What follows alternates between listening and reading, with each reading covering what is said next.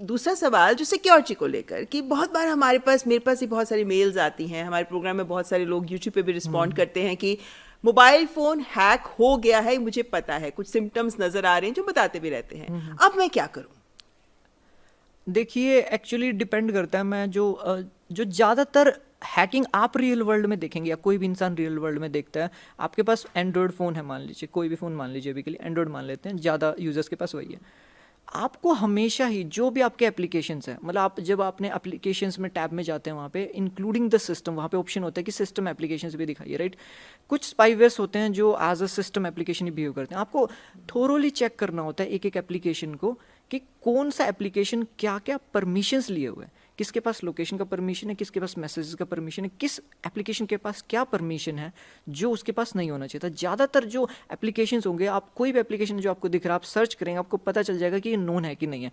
जो सिस्टम का होगा, मान लीजिए आपके पास सैमसंग, अगर सैमसंग से रिलेटेड कोई है तो वो पता चल जाएगा कि आपको सैमसंग से रिलेटेड जो भी सिस्टम्स के होंगे, जो भी आपका जो फर्मवेयर डेवलपर है उनके होंगे, आपको सब कुछ पता चल जाएगा और आप अलग से फिल्टर आउट कर पाएंगे अननोन स्पाईवेयर्स को, जो कि बहुत सारी परमिशंस ले रहे थे। उनके पास आपकी कैमरा परमिशन हो सकती है, माइक्रोफोन परमिशन हो सकती है, बहुत परमिशंस हो सकती हैं।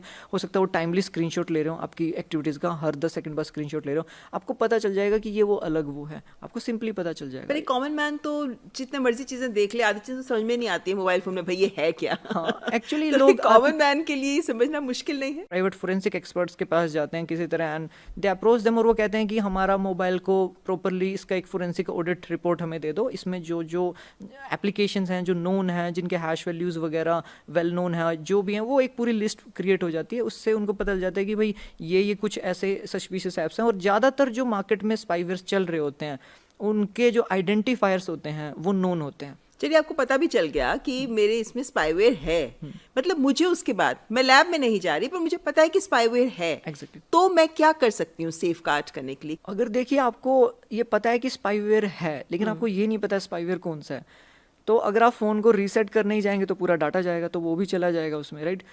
और अगर आप ये चाहते हैं सिर्फ वही चीज़ जाए जिससे ये प्रॉब्लम कोज हो रहा है, तो ऑब्वियसली आपको या तो खुद से उसे पता करना पड़ेगा, या आपको उसका एक हल्का सा किसी से नॉर्मल इंसान से भी जिसको थोड़ी बहुत टेक्निकल नॉलेज है उससे कंसल्ट कर लेना चाहिए।